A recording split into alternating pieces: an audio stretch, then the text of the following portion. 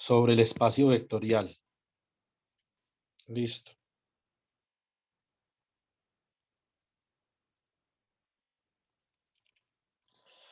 Bueno, entonces, ya esta semana dimos inicio a la estructura formal de la mecánica cuántica.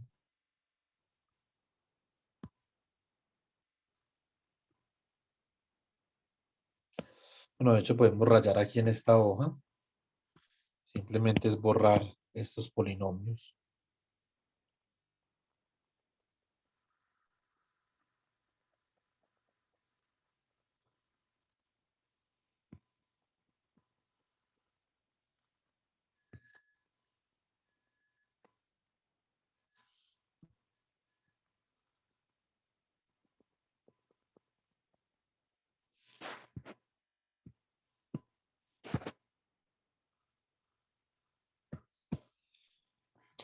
Muy bien, entonces nosotros en mecánica cuántica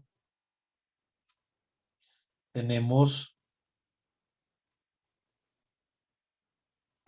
básicamente la facilidad de representar experimentos con espacios vectoriales. Entonces tenemos algo que se llama los kets, los bras y los operadores. Aquí en esencia, estos son los elementos del espacio vectorial. Listo. Cuando nosotros analizamos en detalle el experimento de Stern-Garlock, entonces nosotros nos damos cuenta que debemos de considerar un espacio vectorial lineal, abstracto, complejo, ¿cierto? A partir del análisis del experimento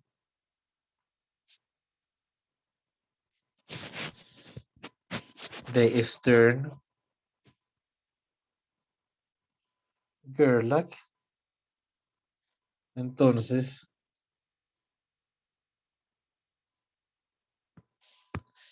se motiva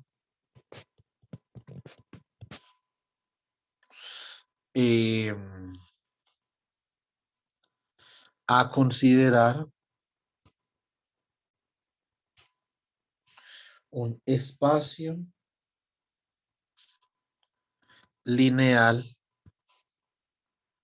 vectorial, o hay un espacio vectorial lineal, me traiciona ahí la traducción del inglés, espacio vectorial lineal abstracto complejo.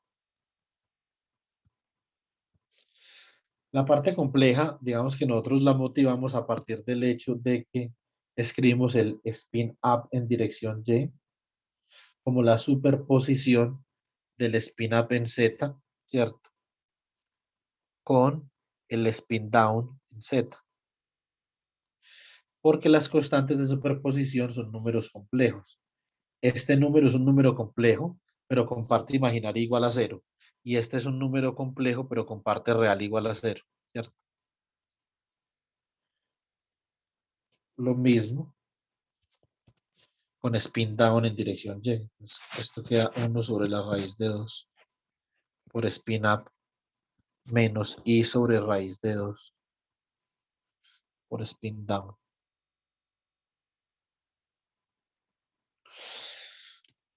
Algo esencial para nosotros poder hacer cálculos, para hacer cálculos en mecánica cuántica es considerar un espacio vectorial y su dual.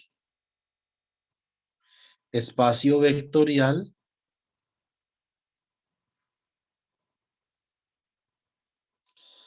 versus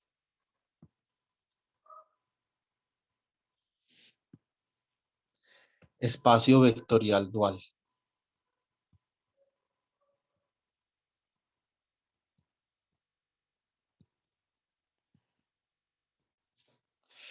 El espacio vectorial que nosotros típicamente utilizamos cuando estamos hablando de mecánica cuántica es lo que nosotros conocemos como el espacio de los Qubits, que básicamente ya el día de ayer elaboramos mucho más en ese aspecto, ¿cierto? Eh, mm, Ahora, el espacio vectorial dual es un espacio en donde, por ejemplo, si yo defino spin up o yo represento spin up en el espacio de los Qubits como 1, 0 y represento spin down en el espacio de los Qubits como 0, 1, ¿cierto? Entonces, básicamente, en el espacio dual, ya yo no represento los vectores como ket, sino con esta notación, como bras. Y el bra, básicamente, que es sacar el complejo del vector y transponerlo. O sea que si esto es un vector columna, en el espacio de los bras, spin up se representa como un vector fila de la forma 1, 0. Y el spin down se representa, o sea, el bra down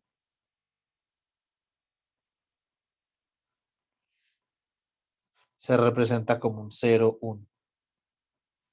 Como son reales, digamos que acá no pasa mayor cosa. Entonces recuerden cómo quedaban representados estos vectores. Spin up en Y y spin down en Y. Este vector queda representado como 1 sobre la raíz de 2 y sobre la raíz de 2, ¿cierto?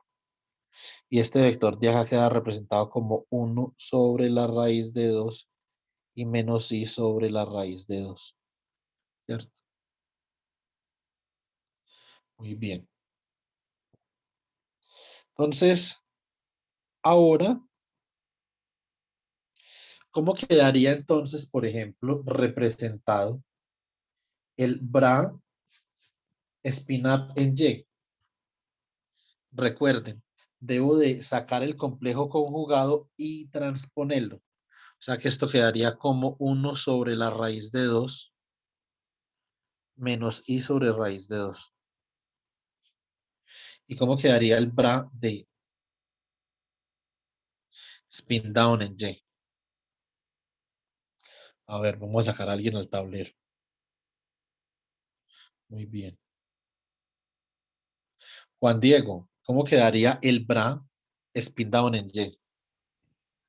Quedaría uno sobre raíz de 2 y sobre raíz de 2. Muy bien. Ahora, una vez nosotros ya tenemos, digamos, un conocimiento somero sobre el espacio de los Qubits y de los bras, podemos definir una operación que es muy importante en mecánica cuántica y es el producto interior.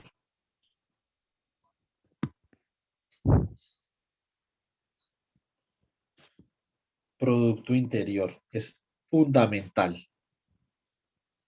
porque realmente el producto interior nos sirve a nosotros para calcular proyecciones y las proyecciones están relacionadas con la medida, como vamos a ver después de Semana Santa, ¿cierto?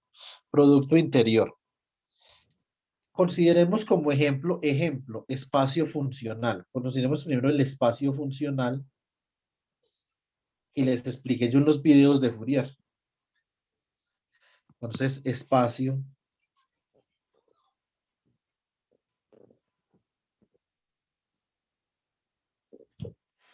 funcional, ¿cierto? Muy bien.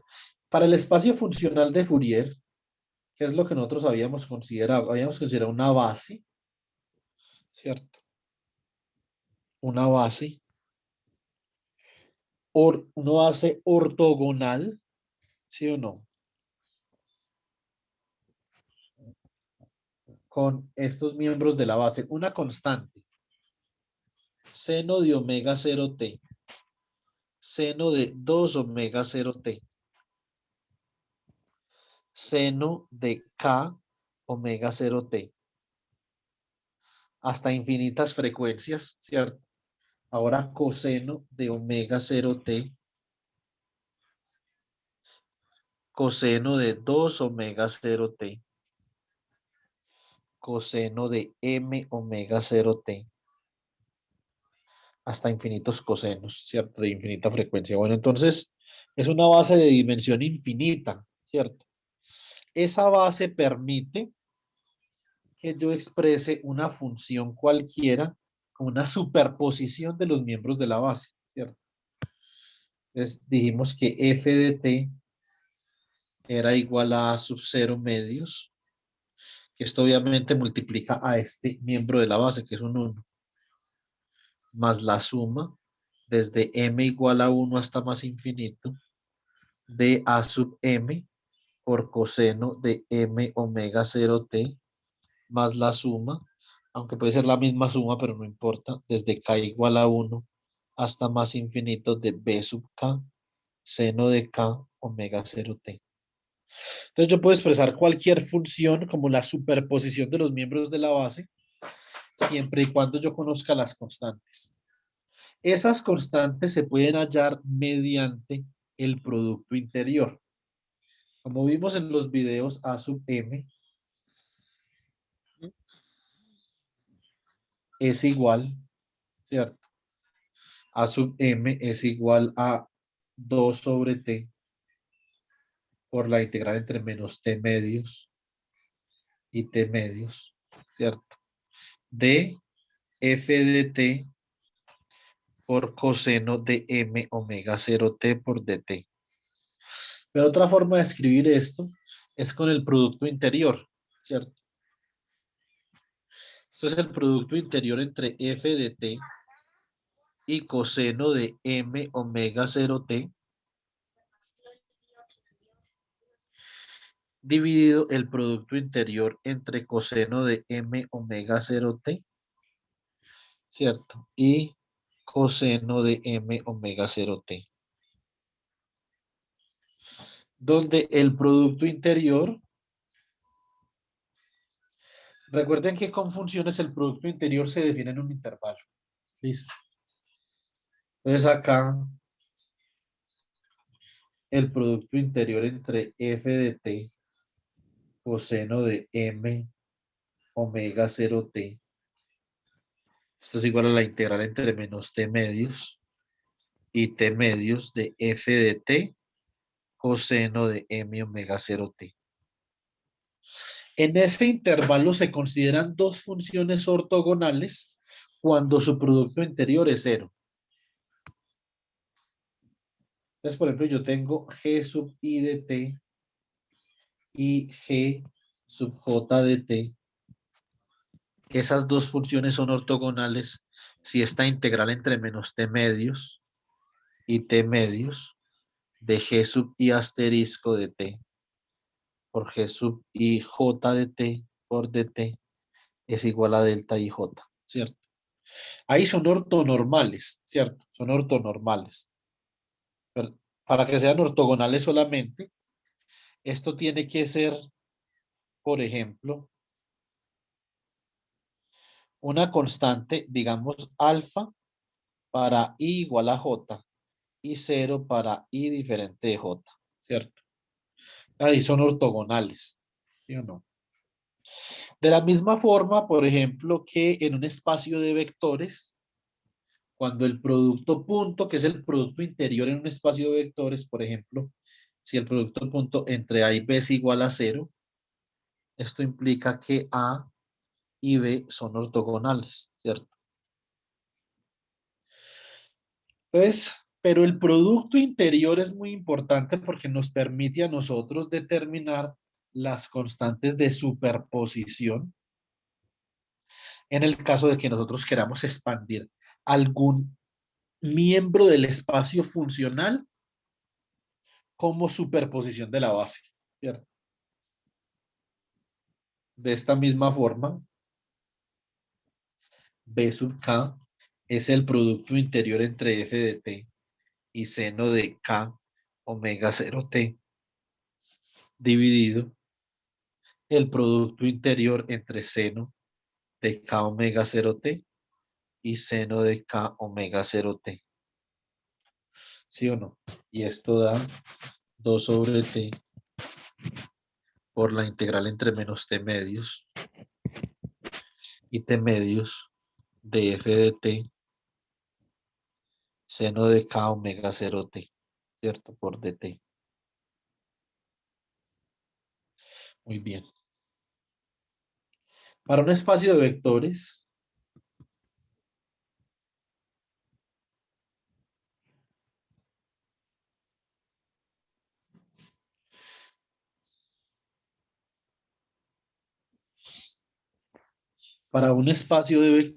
entonces, ¿cómo quedaría esto? Por ejemplo, si usted tiene un vector v que es igual a, digamos, ax, coloquémosle acá, este vector tiene componentes vx en i, más vy en j, más vz en k. O sea que esto realmente, ese vector es la superposición de los miembros de la base de R3. ¿Quién es la base de R3? La base de R3 simplemente es el vector I, el vector J y el vector K, ¿cierto? Ahora, ¿cómo hallamos los miembros o cómo hallamos las constantes de superposición para este vector V? Obviamente, así como nosotros hicimos acá con un producto interior, acá también podemos hacer lo mismo. Observa. Yo voy a sacar el producto interior o el producto punto en este caso porque es un espacio de vectores entre I y V. Entonces, V producto punto con I es igual a Vx I punto I más Vy J punto I más Vz K punto I. Esto es exactamente lo que hicimos con Fourier, sino que acá no son integrales, sino que simplemente son productos puntos. K y I son ortogonales, porque los miembros de la base son ortogonales. J y I son ortogonales, pero I con I no. O sea que Vx básicamente es el producto punto entre V y este miembro de la base dividido el producto punto de la base por la misma base. Pero como esto es ortonormal, esto es 1. Y esto simplemente es V.I. O sea que esta constante de superposición o la componente en X de V se halla a través del producto interior entre V y la base, dividido el producto interior entre la base por la base. Es exactamente lo que nosotros tenemos acá para funciones. ¿Sí o no? Muy bien. Como Vx es la componente de V a lo largo de I, ¿cierto? Eso significa que B sub K es la componente de F de T a lo largo del seno de K omega 0T. Eso significa que esta es la proyección de F de T sobre ese seno, ¿cierto? Usted lo puede hacer con las otras componentes. Por ejemplo, si usted saca el producto punto de V con J, es igual a Vx y punto J más Vy J punto J más Vz K punto J. Ortonormalidad, 0. 0. 1. ¿Sí o no? Eso significa que Vy es igual al producto interior entre V y J. Producto interior es un concepto muy general de un espacio funcional, ¿cierto? Del análisis funcional. El producto punto es más referente a los espacios vectoriales, ¿cierto? Espacios de vectores. Y de acá usted también puede decir que entonces Vz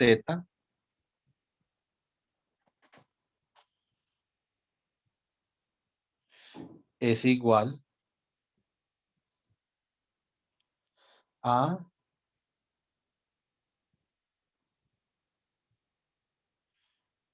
V.K, ¿cierto? Ahora, obviamente, si nosotros, por ejemplo, en mecánica cuántica. Entonces ahora vamos a pasar otra vez. Espacio vectorial abstracto, espacio vectorial lineal complejo, abstracto complejo más bien.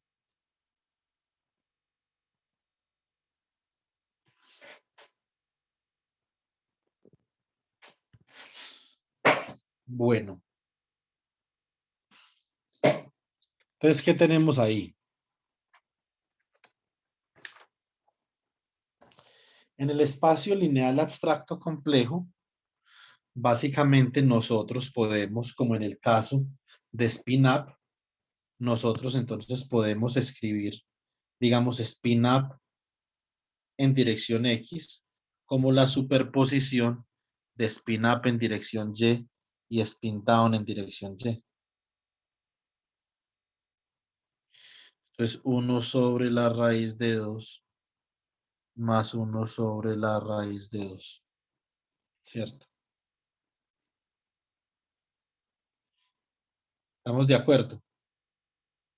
Eso significa que esto simplemente es una superposición de una base W, que es simplemente spin up y spin down. Por ejemplo, para spin down en X, esto es igual a 1 sobre la raíz de 2 por este miembro de la base más 1 sobre la raíz de 2 por este miembro de la base, ¿cierto?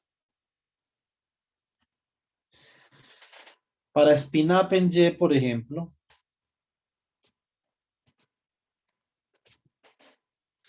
¿qué tengo yo? Tengo 1 sobre la raíz de 2. Bueno, esto es un menos acá.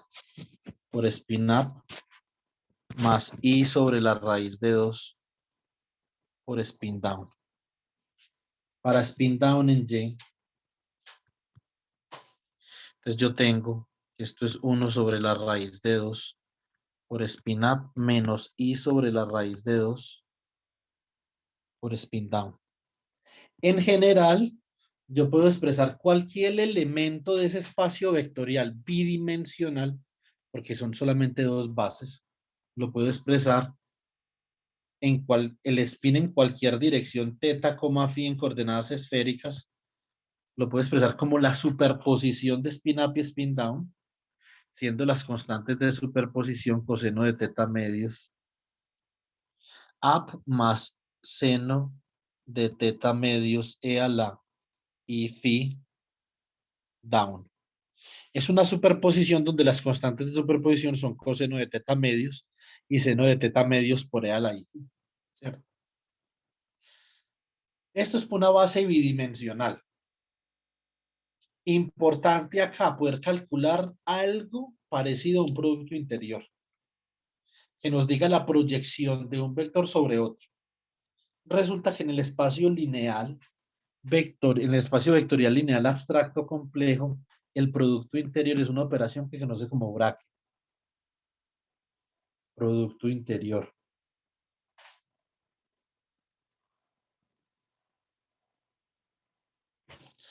Esta es una operación que se conoce como bracket. Es el bra de A por el que de B. Esto es un producto interior en el espacio lineal, en el espacio vectorial lineal abstracto y complejo, ¿cierto? Entonces, por ejemplo, si el ket de A, supongamos un espacio bidimensional, este ket y este bra están en un espacio bidimensional. O sea que esto puede ser, por ejemplo, A1, A2, de forma tal que el ket de A, el bra de A, perdón, es igual a A1 asterisco, A2 asterisco, un vector fila. Ahora, el ket de B, entonces ¿será qué?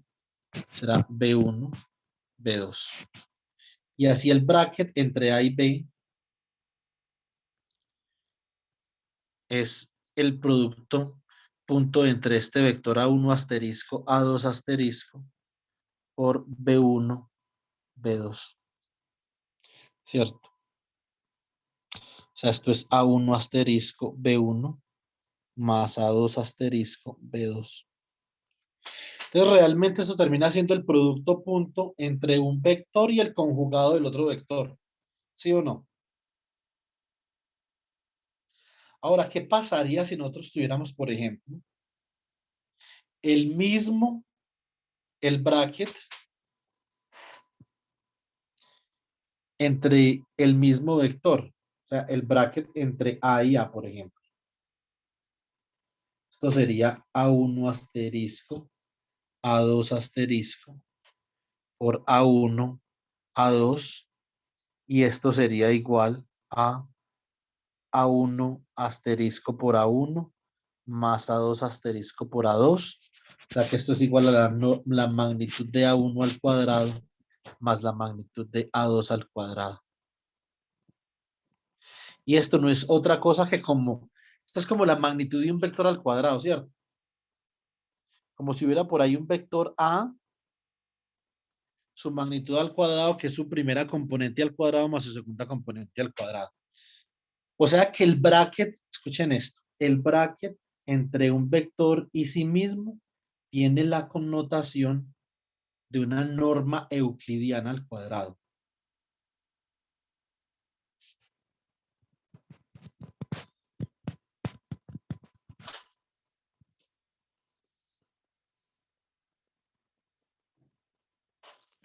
¿Cierto?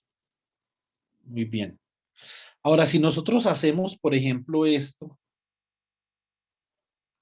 con los estados de spin que nosotros hemos estado estudiando,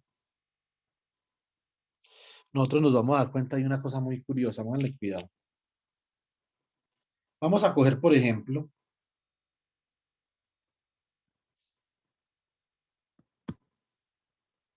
spin up, lo vamos a representar con un 1 y un 0. Spin down, lo vamos a representar con un 0 y un 1. El bra up lo vamos a representar entonces como un vector fila de 1 y 0. Y el bra down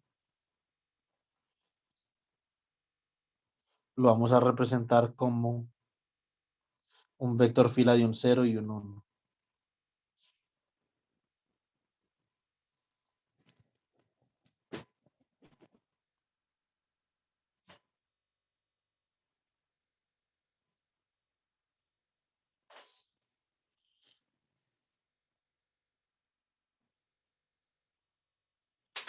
¿Cierto? Entonces, eh, mm, ahora, entonces, ¿qué tenemos acá? Tenemos que esto, si nosotros calculamos el bracket entre up y up, es el bracket entre este vector fila 1 y 0 y el vector columna 1 y 0. Usted multiplica fila por columna, eso es un 1 por 1 da 1, 0 por 0 da 0, o sea que esto es 1. Eso significa que el vector spin up, ese vector de estado, está normalizado, ¿cierto? Porque el producto punto de él consigo mismo, que tiene la connotación de una norma euclidiana al cuadrado, es igual a 1, ¿cierto? O sea que su norma, pues básicamente es 1, ¿sí o no? Muy bien. Ahora, si yo calculo el bracket entre spin up, por ejemplo, y spin down, entonces este es el producto entre este vector fila 1, 0 y entre este vector columna 0, 1. Esto es 1 por 0 da 0, 0 por 1 da 0, o sea que esto da 0. ¿Eso qué significa? Que la base W igual a spin up y spin down no solo está normalizada, sino que también es ortogonal. Esto es una base ortonormal, que es ortogonal y cuyos miembros de la base tienen norma unitaria, ¿cierto? Ahora, en mecánica cuántica, el hecho que nosotros tengamos un vector de estado que tenga la norma uno no es una coincidencia, es una obligación axiomática de todo vector de estado en mecánica cuántica. ¿Por qué? Básicamente por esta razón. Si nosotros consideramos, bueno, consideremos por último entonces el bracket entre down y down, que es vector fila 0,1 por vector columna 0,1. Esto da 1 como lo esperábamos, porque la base es normal, y como la base es ortonormal, el bracket entre down y up es igual al producto del vector fila 0,1 por el vector columna 1, 0. 0 por 1 da 0 y 1 por 0 da 0, o sea que esto da 0. Es base ortonormal.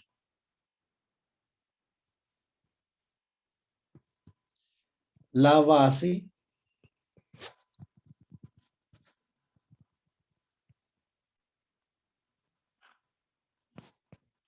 W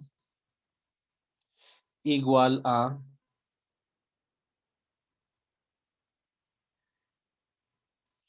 eh, a ver, igual a get up y get down es ortonormal.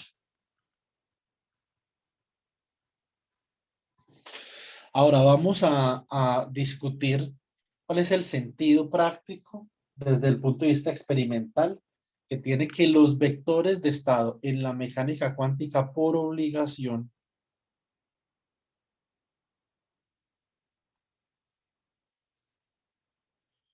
eh,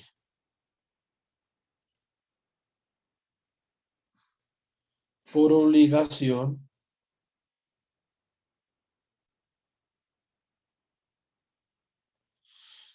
tienen que estar normalizados. Listo.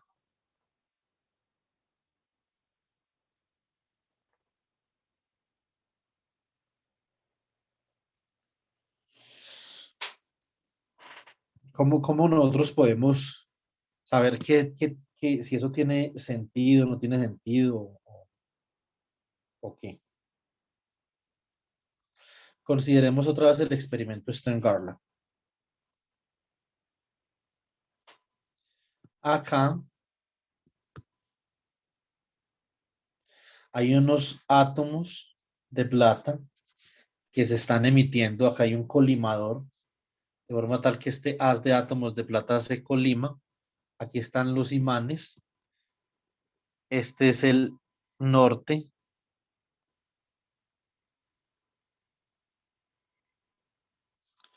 Este es el sur.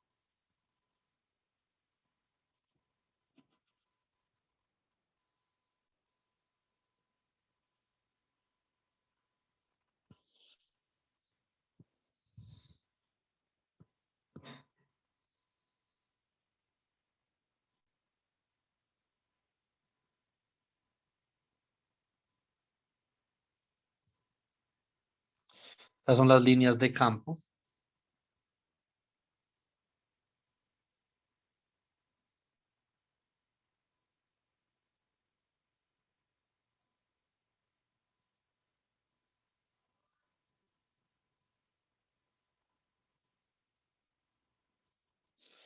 Y entonces cuando el haz de átomos de plata pasa por acá, como ya sabemos, pues algunos átomos se deflectan a esta posición y los otros se deflectan a esta posición.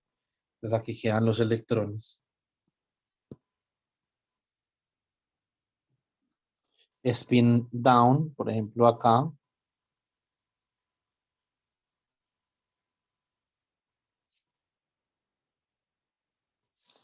¿Cierto?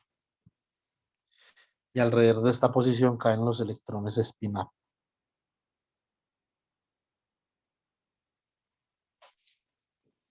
¿Sí o no?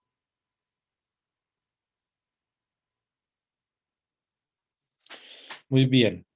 Si yo coloco un detector y yo hago este experimento, yo hago una realización, yo hago muchas realizaciones de este experimento y calculo la probabilidad, experimentalmente yo voy a obtener que la probabilidad para medir un spin up es de 1/2 y la probabilidad para medir un spin down también. ¿Sí o no? Ahora, para poder que la suma de estas probabilidades de uno, que es lo lógico, ¿sí o no? La probabilidad de un evento más la probabilidad del otro evento, si son eventos complementarios, debe de ser 1. Es como la probabilidad por no obtener sello y para obtener cara en varios lanzamientos de una moneda. La suma de las probabilidades debe ser 1, ¿cierto? Para poder que la suma de las probabilidades sea 1, el estado tiene que estar normalizado, ¿cierto? Muy bien. Ahora, les voy a colocar un ejemplo. Si yo, por ejemplo, tengo un estado, tengo este estado, spin up en X, ¿cierto? Un estado spin up en X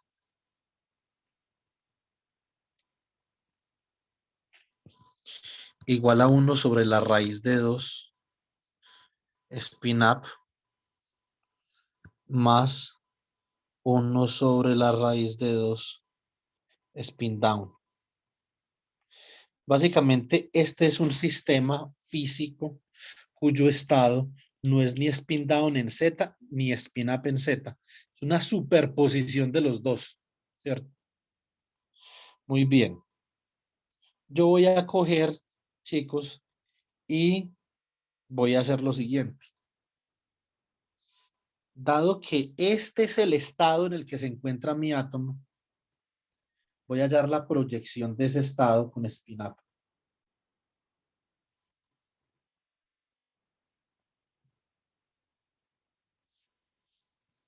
O sea que esto es spin up por acá y acá es 1 sobre la raíz de 2 el get up más 1 sobre la raíz de 2 el get down. ¿Esto cómo queda? Esto queda 1 sobre la raíz de 2 por el bracket entre up y up más 1 sobre la raíz de 2 por el bracket entre up y down. Por ortonormalidad ya sabemos que esto es 0 y que esto es 1. O sea que esto es igual a 1 sobre la raíz de 2. Eso significa que si yo le saco la magnitud a ese bracket o a ese producto interior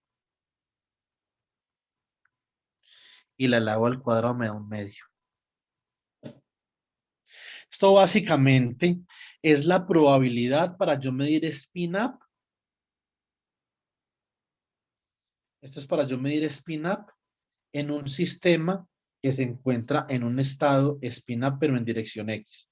Esta es la probabilidad para yo medir spin up en dirección Z cuando el estado del sistema es spin up en dirección X.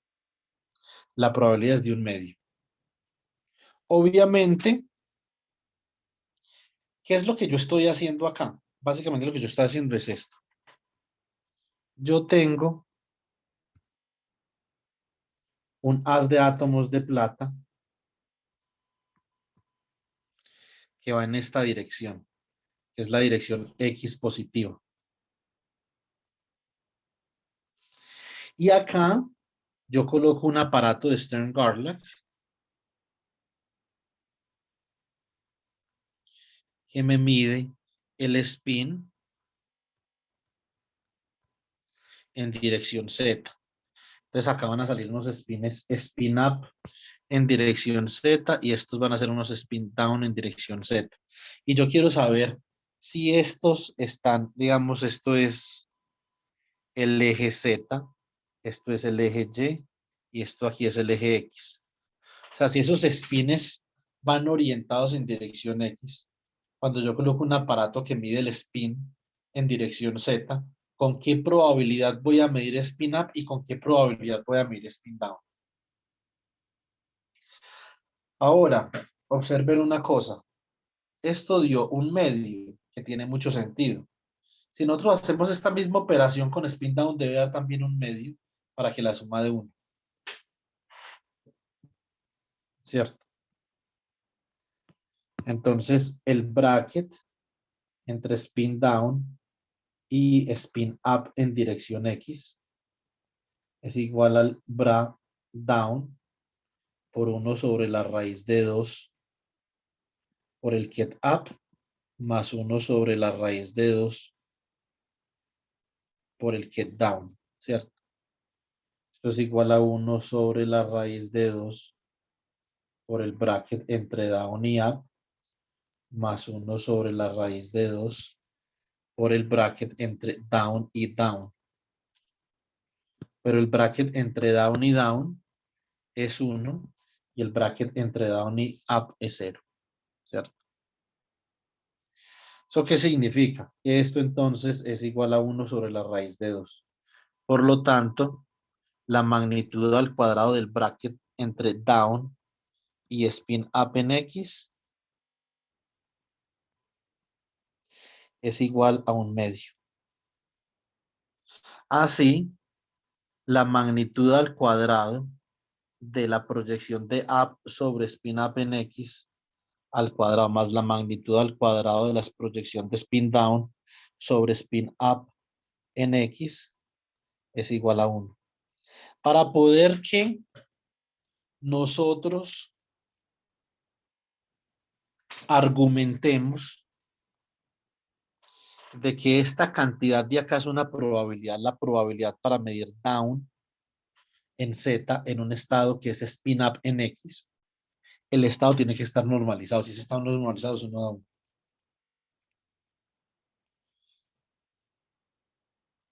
Demostración ahora, no para una base de 2 dimensiones, sino para una base de dimensión arbitraria. Base de dimensión arbitraria.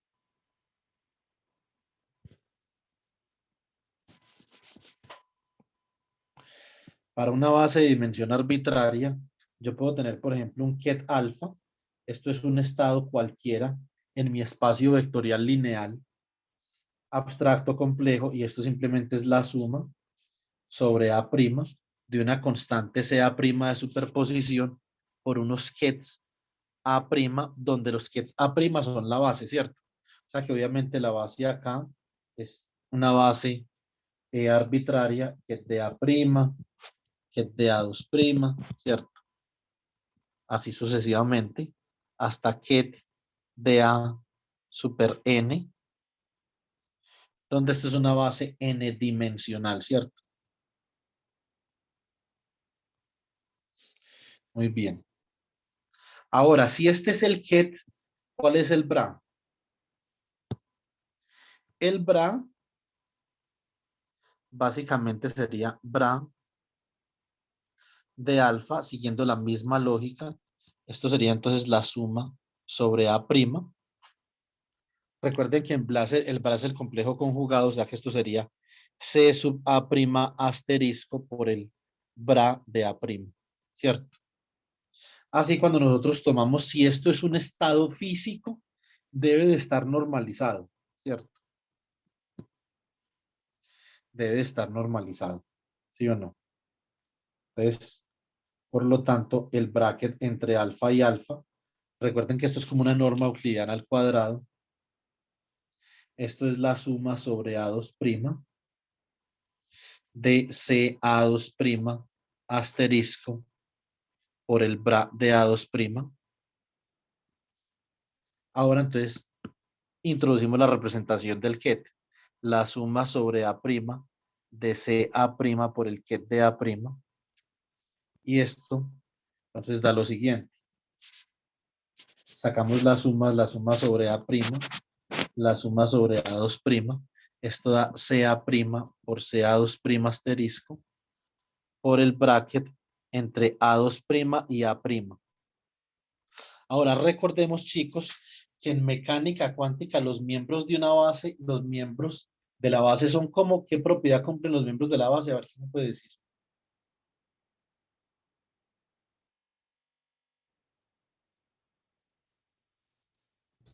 Ortogonales. No solo ortogonales, además de ortogonales, ¿qué? Antiparalelas. Ortonormales. Muy bien, Jefferson. Ortonormales. Ortonormales. Eso significa que este producto punto de acá solo es diferente de cero cuando A es igual a A', ¿cierto? Por lo tanto, esto es un delta de A' y A2'. O sea que esto queda como la suma sobre A' por la suma sobre A2' de delta de A' A2', CA', CA2' asterisco. Esto significa que si yo, por ejemplo, comienzo a variar este índice sumando sobre A2', eso solamente me da diferente de cero cuando A2' es igual a A', ¿cierto? O sea que si implemento este delta usando esta sumatoria de acá, simplemente se me quita la sumatoria, ¿cierto? De la misma forma como cuando yo tengo la integral de delta x menos x', ¿cierto? Por ejemplo, por phi de x, por psi de x', por dx, por dx'. Entonces, básicamente, esto solamente es diferente de cero cuando x es igual a x'. Y la propiedad de muestreo de una delta dice que esto es igual al integrando que multiplica la delta, pero evaluado en x' igual a x, ¿cierto? O sea que esto es phi de x. Pero esta psi de x' queda phi de x. Lo mismo para una sumatoria. La sumatoria, por ejemplo, sobre, digamos, lambda prima, ¿cierto? De un delta de lambda prima, ¿sí o no? Por f sub lambda por g sub lambda prima. Esto solamente es diferente de cero cuando lambda es igual a lambda prima. O sea que esto como queda, queda f sub lambda y lambda prima la hacemos igual a lambda, o sea que queda por g sub lambda. Esta es la propiedad de muestreo de una delta en el espacio discreto. O sea que acá, pues básicamente utilizamos esta propiedad, quitamos esa suma sobre A2' y esto queda la suma sobre A' de CA' por CA' asterisco.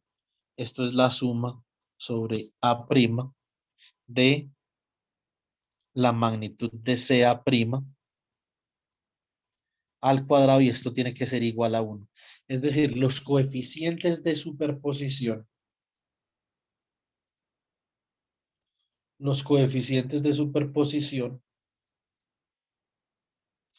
deben de cumplir con la restricción de que la suma de sus magnitudes al cuadrado debe de ser igual a 1 para que el estado esté normalizado, ¿cierto? Vamos a hacer un ejemplo de eso. Ejemplo.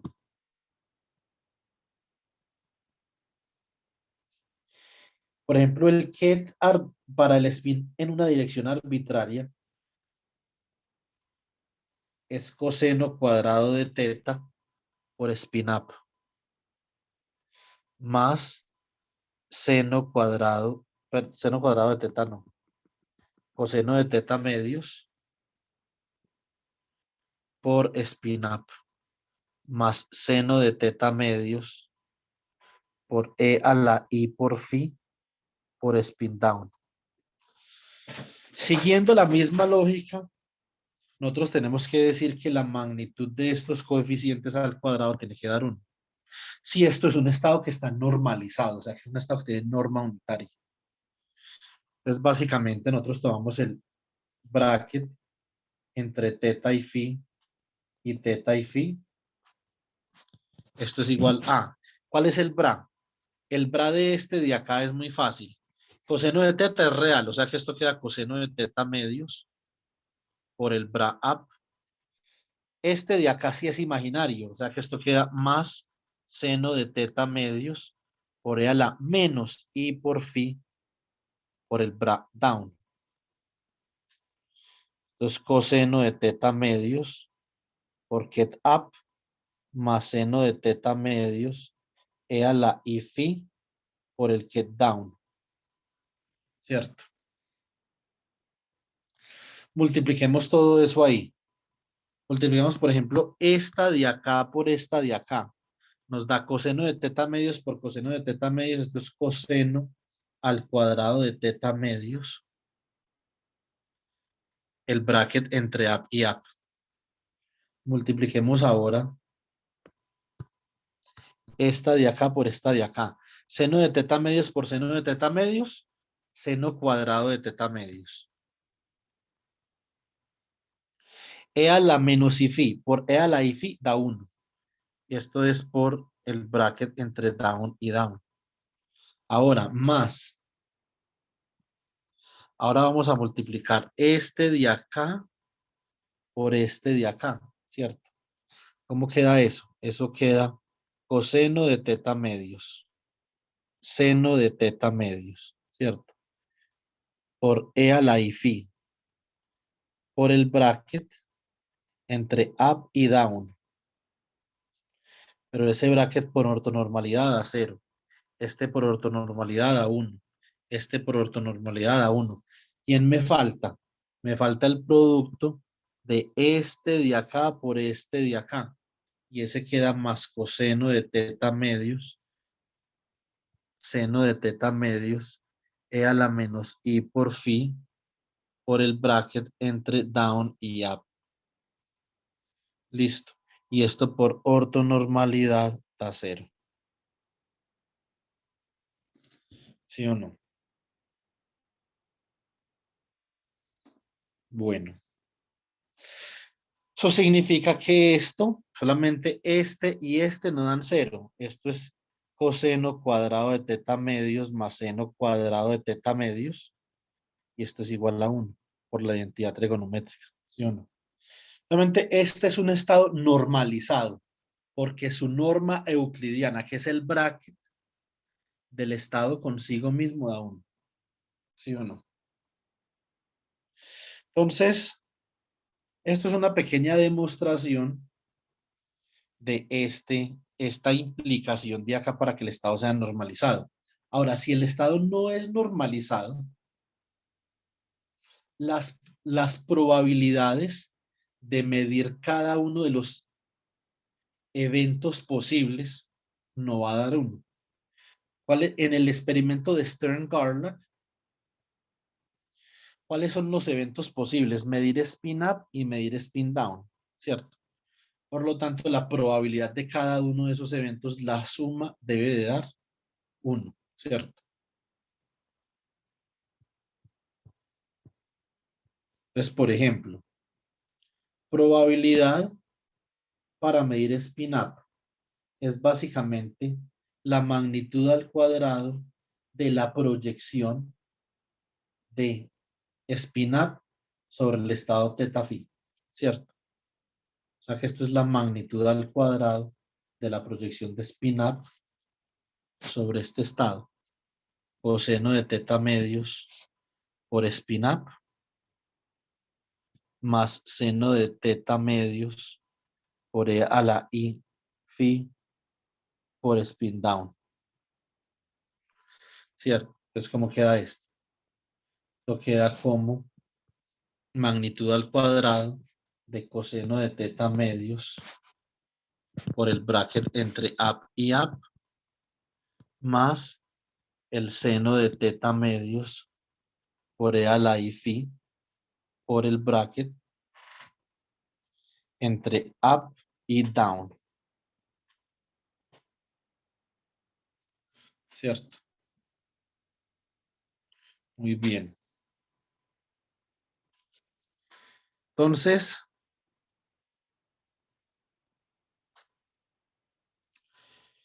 básicamente esto por ortonormalidad es 0 y esto por ortonormalidad es 1. La magnitud de eso al cuadrado es coseno cuadrado de teta medios. O sea que la probabilidad para medir spin up en un estado, recuerden que cuando nosotros vamos a medir algo tenemos que saber cuál es el estado del sistema en el que se encuentra, cuál es el estado del sistema en el que él se encuentra para poder saber cuánto va a dar la medida, ¿cierto? Entonces, esta es la probabilidad para medir spin up, es igual a coseno al cuadrado de teta medios. ¿Cuál es el valor de esa medida? Cuando usted mide spin up, ¿cuánto está midiendo? Está midiendo h barra medios. O sea que la probabilidad para medir un spin de h barra medios en este estado es coseno al cuadrado de teta. Ahora vamos a mirar ¿Cuál es la probabilidad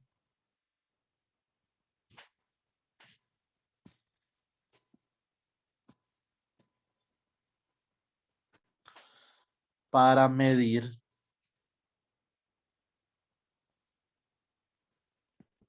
un spin de menos h barra medios en un sistema físico cuyo estado es el ket de teta, phi? Es básicamente la probabilidad para yo medir menos h barra medios, es la probabilidad para yo medir el spin down, ¿cierto? Y esto es la magnitud al cuadrado de la proyección de down sobre el ket de teta, phi. O sea que esto es la proyección, la magnitud al cuadrado de la proyección de spin down sobre coseno de teta medios por spin up más seno de teta medios por e a la i phi por spin down, ¿cierto? Al cuadrado. ¿Esto cómo da? Un tic. Bueno, ya me pasé 4 minutos, ya voy a acabar, chicos, un segundo. Entonces, esto es igual a la magnitud al cuadrado de coseno de teta medios por la proyección de spin down sobre spin up. O sea, este producto interior más seno de teta medios por e a la i phi por la proyección de spin down sobre spin down al cuadrado.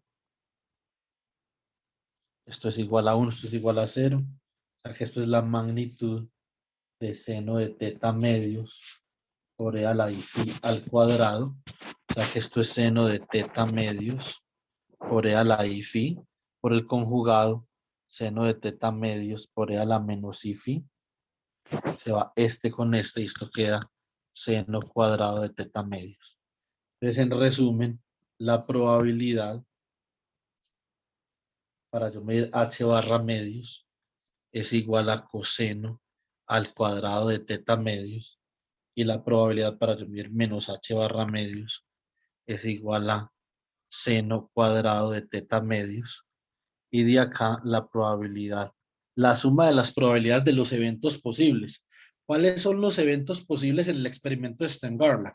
O usted mide h barra medios o mide menos h barra medios, ¿cierto?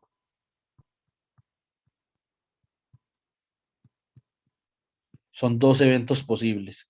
La suma de las probabilidades de esos eventos posibles es igual a 1, ¿cierto? Entonces, bueno, en lo que nosotros hemos hecho, falta realmente, como les digo, mucho axioma, falta mucho trabajo axiomático, ¿cierto? Entonces, pero ese trabajo axiomático lo tenemos que hacer en clase, ¿cierto? Ya el día de ayer en clase vimos una motivación del uso de operadores, ¿cierto? Vamos a tener una semana de receso. Eso es una cosa que no me gusta mucho. Eso va a ser una cosa fatal porque de pronto ustedes se me desconectan durante esa semana. Entonces, traten de no desconectarse, por favor. Si quieren que nos veamos en algún momento para una asesoría, para hacer más ejercicios, por favor escriban por el grupo. Entonces, pero traten de no desconectarse para que sigan ahí, digamos, en, en el camino a comprender bien la mecánica cuántica. Acá hicimos, yo creo que la asesoría de hoy, nosotros la podríamos ver como una puesta en contexto de los espacios vectoriales lineales abstractos y complejos en el estudio de la mecánica cuántica, ¿cierto? Entonces, y sobre todo el mensaje para llevarnos para la casa es la normalización, ¿cierto?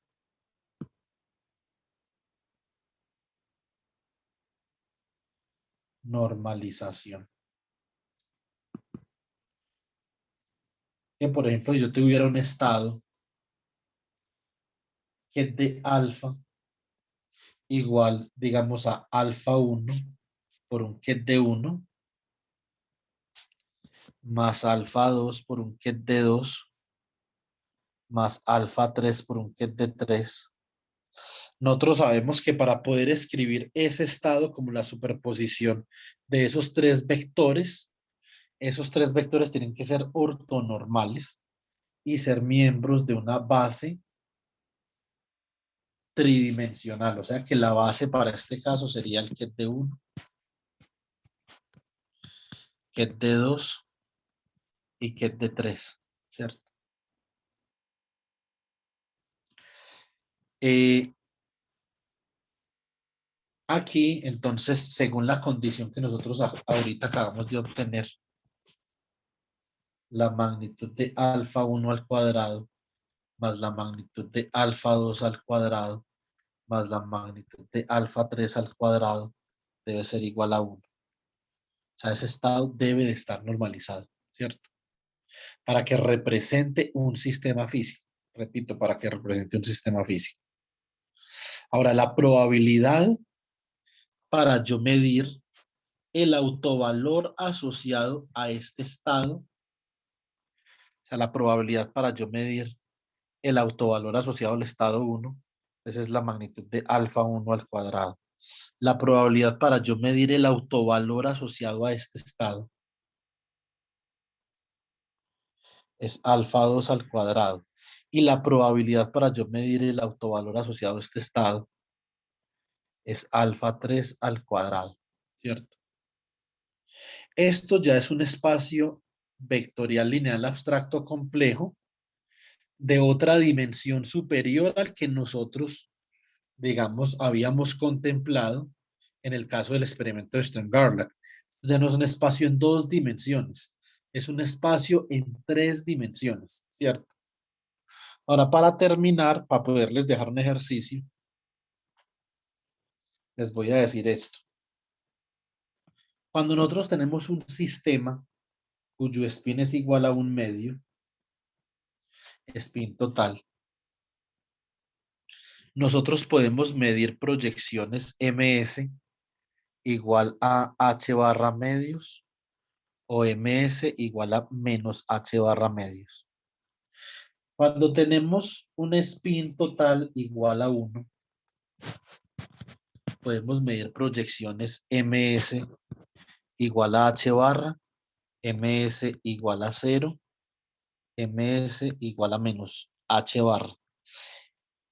El problema del spin un medio es un problema en dos dimensiones.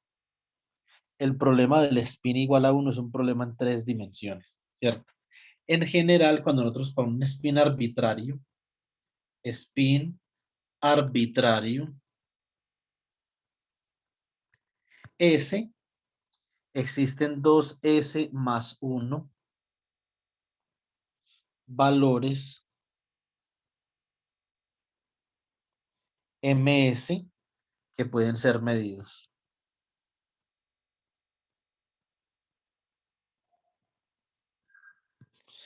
Esto acá básicamente lo que es que esto es la multiplicidad de los autovalores del operador spin. Vea que estos son los autovalores del operador spin para el caso de Stern-Garlack, cuando es spin un medio. Recuerden que cuando usted aplica SZ sobre spin A, esto usted obtiene H barra medios por spin up. Y cuando aplica SZ sobre spin down, usted obtiene menos H barra medios por spin down. Ambos de estos problemas, como vimos el día de ayer, son problemas de autovalores. ¿Eso qué significa? Esto dicho en palabras castas es esto. Spin up y spin down son autovectores de SZ. Y H barra medios y menos H barra medios son autovalores de SZ. ¿cierto? Que es el operador. Cada uno de estos autovalores está asociado con un autovector. Eso es algo que ustedes lo deben de saber de álgebra lineal. ¿Sí o no? Ahora, ustedes ya saben cómo fue que nosotros hallamos SZ, SX, SY. Cada uno de ellos tiene asociados un autovalor de h barra medios con su spin up equivalente y un autovalor de menos h barra medios con su spin down equivalente. Este problema del valor propio y el autovalor del momento angular lo vamos a ver acabándose el curso con mucha rigurosidad, mucho más que en este momento. En este momento simplemente es para introducir el problema de los autovalores y los autovectores, ¿cierto? Ahora, entonces el operador SZ para spin 1, siguiendo la misma lógica, tiene estos tres autovalores, h barra, 0 y menos h barra, ¿cierto? Eso significa que cualquier vector se puede escribir en términos de, por ejemplo, un ket asociado a este, que sería el ket 1, este sería el ket 0 y este sería el ket menos 1, ¿cierto?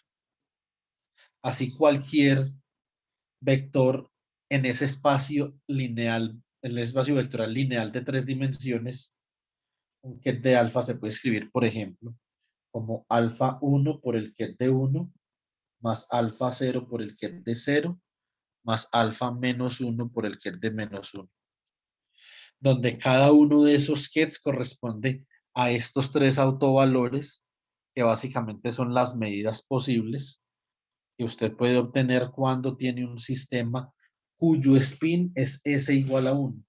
El electrón simplemente es S igual a 2, ¿cierto? Pero si usted tuviera, por ejemplo, dos electrones, cada uno con spin up, tendría S igual a 1, por ejemplo, ¿cierto? Entonces, muy bien. Ahora, existe otro operador importante. No solamente nosotros podemos medir el spin sobre un átomo, también podemos medir su momento angular.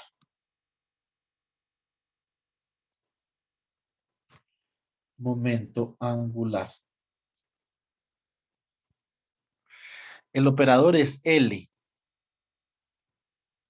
Y a diferencia del spin, el momento angular no tiene valores medio enteros como el spin. Vea que el spin puede ser, por ejemplo, S igual a un medio, S igual a 1, después S igual a 3 medios, ¿cierto? ¿Qué pasaría, por ejemplo, usted tuviera S igual a 3 medios? S igual a 3 medios. Podría usted medir MS igual a 3 medios. MS igual a un medio. MS igual a menos un medio. Bueno, esto realmente es 3H barra medios, esto es H barra medios, menos H barra medios y MS igual a menos 3H barra medios, ¿cierto? Para S igual a 3 medios, ahora usted tiene un espacio vectorial, Joan Sebastián, ¿de cuántas dimensiones?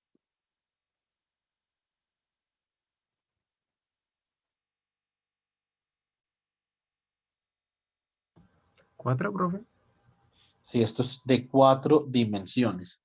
Eso significa como cada uno de estos autovalores del operador SZ tiene asociado un autovector, yo puedo decir, por ejemplo, que este es el autovector 2, este es el autovector 1, este es el autovector menos 1 y este es el autovector menos 2. O sea que cualquier estado en este espacio de representación alfa se puede escribir como la superposición de esta base. Alfa 2 por el ket de 2 más alfa 1 por el ket de 1 más alfa menos 1 por el ket de menos 1 más alfa menos 2 por el ket de menos 2, ¿cierto? Ahora, para el caso de momento angular, que es el caso que nos interesa a nosotros, eh, fundamentalmente, para el caso de momento angular, cuando ustedes tienen un momento angular de L igual a 1, esto se comporta de forma idéntica que el spin. Para L igual a 1, usted tiene un ML, que puede ser H barra, o sea, usted en un estado con momento angular total igual a 1, usted puede medir. El momento angular lo puede medir como h barra, o lo puede medir como 0, o lo puede medir como menos h barra. Esto también es un sistema en 3 dimensiones. Un espacio de representación tridimensional. Y recuerden que con cada uno de estos estados hay un ket asociado. Esto es un ket de 1, por ejemplo, un ket de 0 y un ket de menos 1. Donde estos tres estados son autovectores del operador momento angular para L igual a 1, ¿cierto? ¿Sí o no? Eso significa que el momento angular actuando sobre un ket puede ser cualquiera de acá. Por ejemplo, simplemente usted coloque acá un ket ml por el momento. Esto es igual. Se actúa con esto. A ver. El operador LZ, ¿cierto? Es decir, el operador momento angular en dirección Z actuando sobre ml. Esto básicamente es igual a... bueno, realmente aquí yo utilicé una notación que no debe haber utilizado. Realmente estos m's de acá no tienen el h barra, ¿cierto? O sea, si uno, digamos, es riguroso con la cosa, que nosotros no lo estamos siendo, porque todavía nos falta rato para llegar allá, esto sería 1, 0 y menos 1, ¿cierto? Porque acá el operador momento angular actuando sobre el ket ml, básicamente esto sería igual a h barra por ml por el ket ml, ¿cierto? Donde ml puede ser 1, 0, menos 1, ¿cierto? Lo mismo acá. Esto no sería con h barra. Esto sería un 1. Esto sería un 1 y esto sería sin h barra. Porque cuando yo actúo con el operador sz sobre el ket ms, esto es igual a h barra por ms por el ket ms, ¿cierto? Entonces sería sin el h barra porque aquí ya estaríamos incluyendo el h barra. Bueno, entonces si nosotros nos centramos en este problema, que es el problema que les voy a poner. Entonces,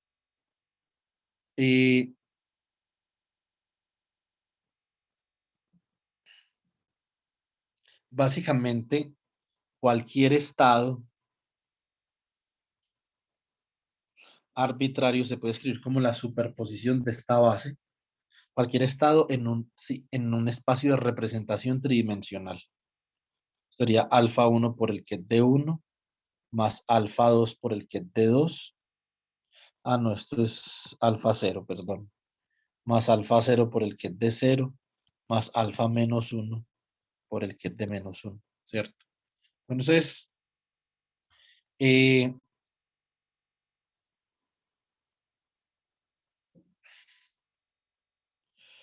yo les voy a mandar un documento mañana para no ponerle este ejercicio desde ya. Lo que pasa es que si les pongo el ejercicio, chicos, por la reglamentación de la universidad, la semana entrante no se los puedo poner porque estamos en receso. Solo se los puedo poner hasta mañana porque mañana todavía es un día académico, ¿cierto? Entonces, y obviamente eso es un ejercicio para el parcial y ustedes van a tener tiempo para hacer eso, ¿cierto? Vayan practicando látex, etcétera, etcétera. Pero yo me temo que si los dejo solamente con los 3 ejercicios que les puse ayer, se me van a desconectar en Semana Santa. Y eso es una cosa que sería terrible. Porque para volverle a coger el ritmo a eso, entonces queda difícil. Entonces les voy a mandar 2 ejercicios con un resumen teórico. Les voy a hacer un resumencito de la teoría en la hojita de ejercicios y les mando 2 ejercicios que tengo en mente. Listo. Uno para que diagonalicen una matriz, para que saquen los autovalores y los autovectores de una matriz. Eso también tiene que ver con con el ejercicio 1.11 que les puse, pero es un ejercicio de una matriz 2x2.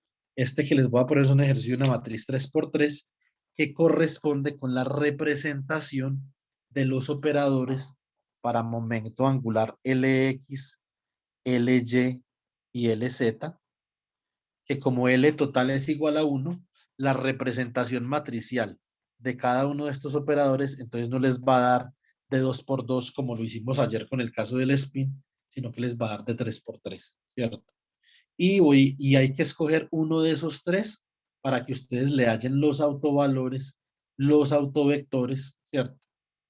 A cada uno de esos operadores y eh, mm, determinen que los autovectores de estos operadores cumplen con la condición de que son ortonormales, ¿cierto? Entonces eso es importante, ¿sí o no? Y que los autovalores de estos operadores están relacionados con estos MLs de alguna forma. ¿Ok? Bueno, entonces eso es lo primero. Y el segundo ejercicio es un ejercicio parecido al ejercicio 1.9 del Sakurai, pero no en 2 dimensiones, sino en 3, ¿cierto? Acá yo ya les allané mucho el camino, hallando las probabilidades para medir H barra y menos H barra. Lo que ustedes tienen que hacer es básicamente hallar acá las probabilidades, en este caso, la probabilidad para medir H barra o para medir menos H barra, ¿cierto? ¿Qué le quedaría faltando ahí? Le quedaría faltando la probabilidad para medir cero. Y la suma de estas tres probabilidades, que son los tres eventos posibles que usted puede medir sobre un sistema cuando L es igual a 1, la suma de las probabilidades le debe dar unitario, ¿cierto? Entonces ese es un axioma fundamental de la mecánica cuántica. Y yo quiero que ustedes lo exploren a través de esos dos ejercicios, 1.9 y 1.11. En las clases que nos quedan ya vamos a ver más los axiomas que nos permiten entender mejor toda esta parte de los espacios vectoriales, ¿cierto? Entonces, nos quedan básicamente la semana 5 y la semana 6, ¿cierto? O sea que nos quedan 4 clases y 2 asesorías. En las asesorías les voy a seguir haciendo ejercicios y explicándoles temas, pero también voy a avanzar un poquito en el tema, ¿cierto? Para que no nos queden 4 clases, sino que nos queden 9 clases. Listo. Perdón, para que nos queden 4 clases, sino que nos queden 5. Sacamos una horita de la asesoría para avanzar en el tema, una horita de la asesoría para avanzar en el tema. Entonces sería 5 clases, son 10 horas. Y en 10 horas ya podemos, yo creo que terminar de cubrir la parte axiomática de todo lo que ustedes requieren saber para poder presentar sus ejercicios y sustentarlos. Listo. Es básicamente que la meta que yo tengo es que antes de la sustentación lleguemos a un tema que se llama cambio de base, ¿cierto? Para que ya veamos función de onda comenzando el segundo corte. Listo. Pues eso es básicamente todo. ¿Tienen alguna pregunta?